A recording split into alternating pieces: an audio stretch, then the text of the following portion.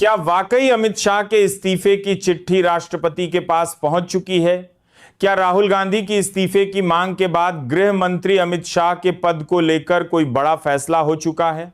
Social media पर आखिर ऐसी बातें क्यों तेजी से फैल रही हैं? और क्या संसद के भीतर चल रहे राजनीतिक टकराव ने सरकार और विपक्ष के बीच दूरी को और बढ़ा दिया है? दोस्तों, आज इन सवालों पर बात करना इसलिए जरूरी है क्योंकि इस पूरे मामले में एक तरफ वास्तविक राजनीतिक घटनाक्रम है और दूसरी तरफ सोशल मीडिया पर चल रहे कई ऐसे दावे हैं जिनकी पुष्टि नहीं हुई है। इसलिए इस रिपोर्ट में हम पहले अफवाह और तथ्य को अलग करेंगे। सबसे महत्वपूर्ण बात शुरुआत में ही साफ कर देते हैं। अमित शाह के इस्तीफे की कोई आधिकारिक पुष्टि नहीं हुई है और राष्ट्रपति के पास उनके इस्तीफे की चिट्ठी पहुंचने की भी विश्वसनीय पुष्टि सामने नहीं आई है।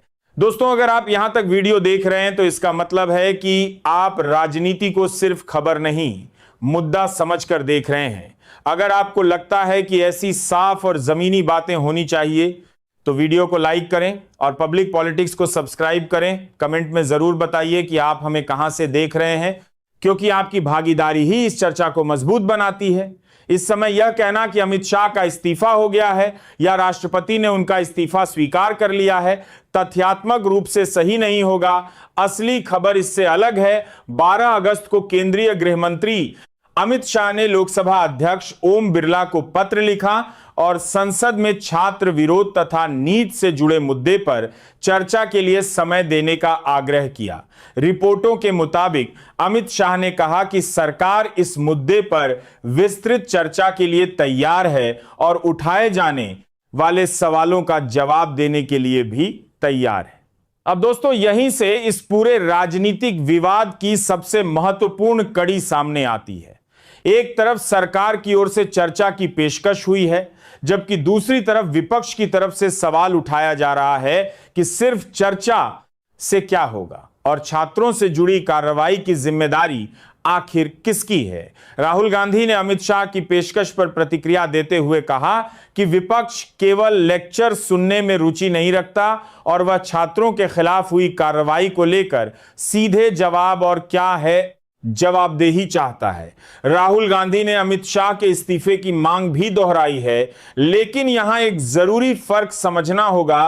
राहुल गांधी की ओर से इस्तीफे की मांग होना एक राजनीतिक तथ्य है, लेकिन इसका मतलब यह नहीं है कि अमित शाह ने इस्तीफा दे दिया है। दोनों बातें अलग अलग हैं। इस समय उपलब्ध रिपोर्टों में अमित शाह के इस्तीफे की घोषणा नहीं हुई है।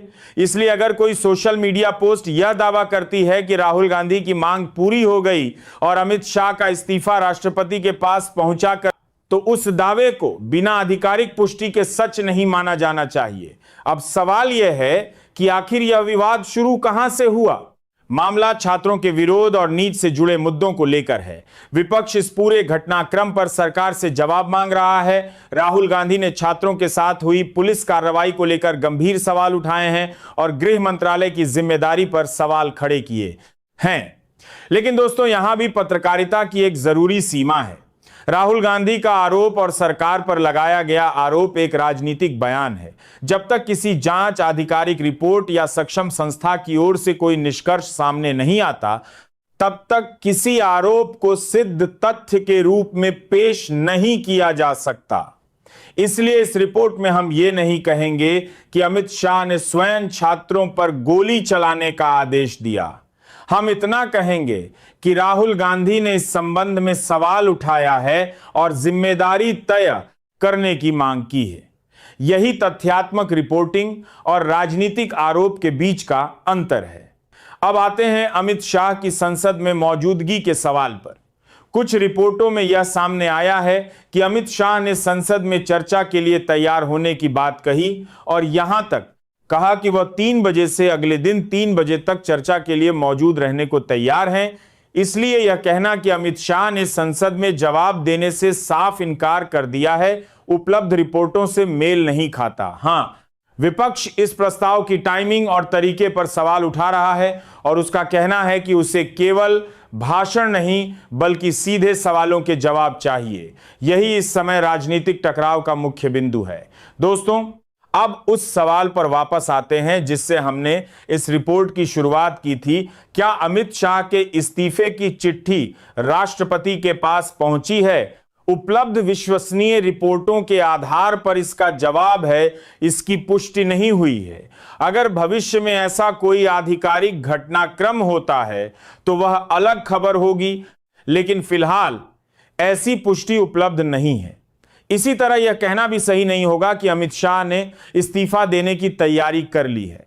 ऐसा दावा करने के लिए आधिकारिक जानकारी जरूरी होगी। इसीलिए आज की तारीख में इस पूरे मामले को अमित शाह के दावा की इस्तीफे की खबर के रूप में नहीं, बल्कि अमित शाह के इस्तीफे की विपक्षी मांग और संसद में चर्चा के बीच चल रहे राजनीतिक टकराव के रूप में समझना ज्यादा सही होगा। अब दोस्तों, इस बीच संसद में एक और महत्वपूर्ण घटनाक्रम हुआ है। Foreign contribution regulation amendment bill यानी FCRA अमेंडमेंट बिल 2026 को 12 अगस्त को ज्वाइंट पार्लियामेंट्री कमेटी यानी JPC के पास भेजा गया। यह विधेयक पहले 25 मार्च 2026 को लोकसभा में पेश किया गया था और इसका संबंध विदेशी योगदान तथा उससे जुड़े संगठनों की संपत्तियों और नियमन से है। सरकार की ओर से इस विधेयक को आगे बढ़ाने की कोशिश और विपक्ष की आपत्तियों के बीच अब इसे संयुक्त संसदीय समिति के पास विस्तृत जांच के लिए भेजा गया है। इसका मतलब यह नहीं है कि विधेयक खत्म हो गया।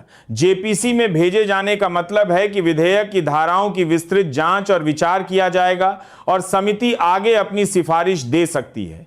इसीलिए इसे सीधे सरकार की हार या विपक्ष की जीत कहना राजनीतिक व्याख्या होगी, कानूनी तथ्य नहीं। अब दोस्तों, पूरे मामले को अगर एक लाइन में समझें तो इस समय 3 चीजें एक साथ चल रही हैं। पहली, अमित शाह ने संसद में चर्चा की पेशकश की है। दूसरी, राहुल गांधी और विपक्ष अमित शाह से जवाबदेही की मांग कर रहे हैं और राहुल गांधी ने इस्तीफे की मांग कर रहे हैं, दोहराई है। तीसरी, सोशल मीडिया पर अमित शाह के इस्तीफे की चिट्ठी राष्ट्रपति तक पहुंचने का दावा किया जा रहा है, लेकिन इसकी आधिकारिक पुष्टि नहीं है। इन तीनों बातों को मिलाकर अगर कोई यह निष्कर्ष निकाल दे कि अमित शाह का इस्तीफा हो गया तो वह निष्कर्ष गलत होगा। अब सवाल यह है कि आगे क्या होगा? क्या संसद में अमित शाह और विपक्ष के बीच आमने सामने चर्चा होगी? क्या राहुल गांधी चर्चा में शामिल होंगे? क्या विपक्ष अपनी इस्तीफे की मांग पर कायम रहेगा? क्या सरकार छात्रों से जुड़े आरोपों पर विस्तृत जवाब देगी? और क्या संसद का गतिरोध खत्म होगा? इन सवालों का जवाब आने वाले संसदीय घटनाक्रम से मिलेगा। दोस्तों, एक और बात समझना जरूरी है। संसद का मानसून सत्र 20 जुलाई से 13 अगस्त 2026 तक निर्धारित है और अब सत्र अपने अंतिम चरण में है। ऐसे समय में सरकार और विपक्ष दोनों के लिए संसद में अपने अपने मुद्दों को मजबूती से रखने की राजनीतिक अहमियत बढ़ जाती है। सरकार यह दिखाना चाहती है कि वह चर्चा के लिए तैयार है, जबकि विपक्ष यह संदेश देना चाहता है कि सिर्फ चर्चा नहीं बल्कि जवाबदेही भी जरूरी है। इसी राजनीतिक खींचतान के बीच अमित शाह का पत्र सामने आया है। लेकिन दोस्तों, इस पत्र को समझने में सबसे बड़ी गलती यही होगी कि उसे इस्तीफे की चिट्ठी समझ लिया जाए। उपलब्ध रिपोर्टों में यह पत्र लोकसभा स्पीकर को संसद में चर्चा के लिए समय देने के संबंध में बताया गया है। इसीलिए अगर आप इस खबर पर वीडियो बना रहे हैं तो आपकी हेडलाइन भी तथ्यात्मक होनी चाहिए। उदाहरण के लिए आप कह सकते हैं, अमित शाह ने स्पीकर को लिखा पत्र, संसद में चर्चा की पेशकश, राहुल गांधी ने मांगा इस्तीफा। यह हेडलाइन उपलब्ध घटनाक्रम को सही तरीके से बताती है, लेकिन अमित शाह का इस्तीफा राष्ट्रपति के पास पहुंचा कहना अभी सही नहीं होगा। इसी तरह अमित शाह का इस्तीफा तय भी नहीं कहा जाएगा सकता। अब दोस्तों, राहुल गांधी की भूमिका पर भी बात कर लेते हैं। नेता प्रतिपक्ष के तौर पर राहुल गांधी ने इस मुद्दे को लगातार उठाया है और उनका कहना है कि छात्रों के साथ हुई कार्रवाई को लेकर जवाबदेही तय होनी चाहिए।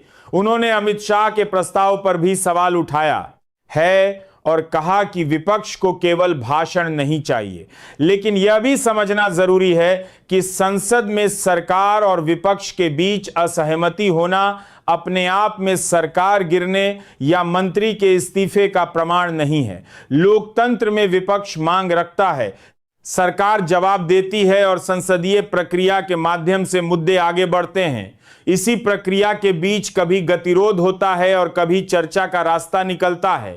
इस समय भी यही स्थिति दिखाई दे रही है। अब बात करते हैं उस राजनीतिक दावे की कि एनडीए का दौर खत्म होने वाला है या सरकार संकट में है। दोस्तों, ऐसे दावों को खबर के रूप में नहीं पेश करना चाहिए। अगर कोई राजनीतिक विश्लेषक ऐसा मानता है तो उसे विश्लेषण के रूप में प्रस्तुत किया जा सकता है, लेकिन वर्तमान घटनाक्रम से सीधे यह निष्कर्ष नहीं निकाला जा सकता कि इंदस समाप्त होने वाला है। इसके लिए गठबंधन के भीतर वास्तविक राजनीतिक बदलाव, सहयोगी दलों के फैसले, संख्या बल और आधिकारिक बयानों जैसी चीजों को देखना जरूरी होगा। अभी उपलब्ध रिपोर्टों में ऐसा कोई आधिकारिक घटनाक्रम सामने नहीं आया है जिससे कहा जा सके कि एनडीए समाप्त होने जा रहा है। इसीलिए इस स्क्रिप्ट में हम उस तरह का दावा नहीं करेंगे। इसी तरह सरकार की सबसे बड़ी हार जैसी भाषा भी तभी इस्तेमाल करनी चाहिए जब उसके पीछे कोई स्पष्ट राजनीतिक या संसदीय परिणाम हो। एफसीआर विधेयक का जेपीसी को भेजा जाना महत्वपूर्ण संसदीय घटनाक्रम जरूर है, लेकिन इसका मतलब यह नहीं कि सरकार गिर गई या विधेयक खत्म हो गया। विधेयक पर आगे की प्रक्रिया बाकी है। अब दोस्तों, इस पूरी कहानी में सबसे महत्वपूर्ण चीज है तथ्य, क्योंकि आज सोशल मीडिया के दौर में एक पत्र की तस्वीर वायरल होती है और कुछ ही मिनटों में उसके बारे में अलग अलग दावे शुरू हो जाते हैं। कोई कहता है कि यह इस्तीफे की चिट्ठी है, कोई कहता है कि राष्ट्रपति ने मंजूरी दे दी और कोई कहता है कि सरकार के भीतर बड़ा फैसला हो गया। लेकिन जब तक आधिकारिक दस्तावेज या विश्वसनीय रिपोर्ट सामने न आए, तब तक ऐसे दावों को खबर नहीं माना जा सकता। इसलिए अमित शाह के मामले में भी यही नियम लागू होगा। अगर इस्तीफा होगा तो आधिकारिक पुष्टि होगी, अगर राष्ट्रपति इस्तीफा स्वीकार करेंगे तो उसका आधिकारिक रिकॉर्ड सामने आएगा, अगर प्रधानमंत्री या सरकार कोई बदलाव करेगी तो उसकी भी जानकारी सामने आएगी। फिलहाल ऐसा कुछ सामने नहीं आया है। अब दोस्तों, संसद में चर्चा की पेशकश को भी समझिए। अमित शाह ने लोकसभा स्पीकर को लिखा कि सरकार छात्र विरोध के मुद्दे पर विस्तृत चर्चा के लिए तैयार है। यह सरकार का वर्तमान आधिकारिक राजनीतिक रुख है। दूसरी तरफ राहुल गांधी का कहना है कि विपक्ष को केवल चर्चा या लेक्चर नहीं चाहिए, बल्कि छात्रों से जुड़े सवालों पर स्पष्ट जवाब और जवाबदेही चाहिए। इसलिए अब असली सवाल यह है कि दोनों पक्षों के बीच क्या संसद के अंदर कोई साझा रास्ता निकलता है। अगर चर्चा होती है तो यह मुद्दा संसद के रिकॉर्ड पर आएगा और सरकार तथा विपक्ष दोनों अपना अपना पक्ष रख। धन्यवाद।